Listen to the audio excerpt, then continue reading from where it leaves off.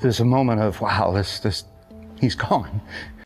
Kurt Busch stood inside a hospital room where machines beeped steadily and the fluorescent lights never dimmed. His hands were shaking. Lying in front of him was his younger brother, Kyle Busch, and Kurt did not know if the words he was about to say would be the last words he would ever share with him. Kurt has said he has never fully described that moment publicly until now. That moment, kept private for months, has now been described publicly by Kurt himself. The man beside that hospital bed was Kyle Busch, a NASCAR Hall of Famer, a two-time Cup Series champion, and the winningest driver in NASCAR history across all 3 national series with 234 combined wins. Just days before that hospital room, Kyle Busch had been celebrating a win. Nobody around him, not his family, not his team, not NASCAR itself, saw what was coming. The suddenness of it is part of what has made this story so difficult for the entire garage to process. Before going further into what happened inside that room, it is worth pausing to think about it. Have you ever had to say goodbye to someone you love without knowing if it was really goodbye? That is the question NASCAR fans have been sitting with since this story broke, and it is exactly the position Kurt Busch found himself in, standing beside a brother he had raced against and alongside for decades. To understand how sudden this was, the timeline has to be walked back carefully. On May 10th, Kyle Busch raced at Watkins Glen while quietly believing he was dealing with a sinus cold. He pushed through it and refused to stop. Just days later, he won a Truck Series race at Dover, a moment that now reads as unsettling in hindsight. A champion celebrating in victory lane while something was silently working against him inside his own body. He didn't know it. Nobody did. But the clock was already running out on him. Kyle Larson later said Kyle Busch was actively seeking out and getting tested in those final days, a detail that shows even his closest peers on the circuit, drivers who saw him every single weekend, did not grasp how serious things had become. Would you have kept racing if you were feeling like that, or would you have pulled out of the car and stepped away? Kyle Busch made his choice, and it is part of what makes this story so difficult to sit with, even for fans who have followed his career for years. The moment everything changed came on May 20th, while Kyle Busch was practicing in a racing simulator. His crew chief asked if he was okay. He said no. What followed moved with brutal speed. An ambulance was called, and a routine day turned into a life-or-death emergency within hours, not days. One moment he seemed fine. The next, he was fighting for his life. This is the part of the story that sits at its emotional center. Kurt Busch has described being at the hospital all day, hoping for a turnaround that never fully came, sitting in waiting rooms and hallways with a family that did not know what the next hour would bring. He admitted grief does not come with instructions, saying, "There is no book, there is no outline on what we're supposed to do right now." Before he could no longer speak to his brother, Kurt leaned in and told him, "I got you, man." Kurt wiped away tears while recounting this in an interview, a detail that underlines how unscripted and real that moment was, far removed from the composed image drivers are used to presenting in front of cameras.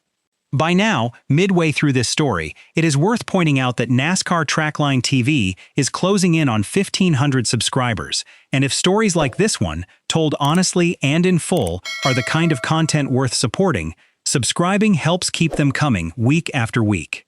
If you were in that room, do you think you would have had the strength to hold it together the way Kurt did? What Kurt says next about their father adds another layer entirely to an already heavy story. Their father, Tom Busch, was not at the hospital. This has been described carefully, not as absence out of indifference, but as a father who wanted to remember his son in the way he chose to remember him. Reaction to this detail has been divided across the fan base. One recurring sentiment across NASCAR fan communities has been that nobody should judge how someone chooses to say goodbye, a view that reflects how torn fans have been between grief and understanding difficult, deeply personal choices. The story then widens into something bigger than one family's private pain. Did NASCAR's culture push Kyle Busch to keep racing while sick instead of stepping back and taking the time his body needed? Kurt Busch addressed this directly, stating, "We're independent contractors. We don't have a union," pointing to the fear that if a driver does not show up, someone else takes the seat, and possibly does not give it back. This connects to broader reporting from ESPN on drivers feeling pressure not to give up a ride under any circumstance, regardless of how they are feeling physically. 11 days before he died, Kyle Busch was heard on his radio asking for a doctor near the end of a race, a detail that has since taken on far heavier meaning. Days after that, he still went on to win the truck race at Dover, pushing through whatever he was feeling to stand in victory lane one more time. Whether the sport's culture of toughness played a role in that decision is a question that remains unanswered, and one that has sparked real debate across the entire NASCAR community. Away from the tension of that debate, there is a quieter, more nostalgic side to this story. Kurt Busch has described the way he and his brother communicated wordlessly on track, calling them carbon copies of each other. Their understanding of drafting, passing, and racing alongside one another needed no conversation, built instead on years of shared instinct developed long before either of them reached NASCAR's National Series.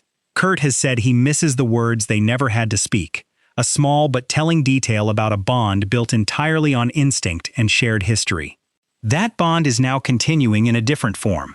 Kurt Busch is mentoring Kyle's 11-year-old son Brexton, already competing in Legends cars and sprint cars, and already, according to those around him, racing like someone years older than his age. Kurt has stepped into a role he never expected to fill, keeping his brother's presence alive through his nephew.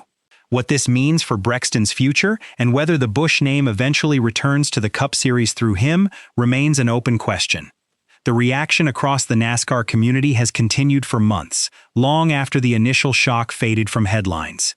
Fans have described the grief as still not feeling real, even 3 months on from Kyle Busch's death. Some have compared the shock of it to the shock the sport felt after the death of Dale Earnhardt, calling it a modern-day equivalent moment for NASCAR. One fan described watching Samantha, Brexton, and Lennox together at Charlotte as the moment the loss truly hit them. This is no longer just one family's grief. It has become something the entire sport is still processing together. Where were you when you first heard Kyle Busch had passed?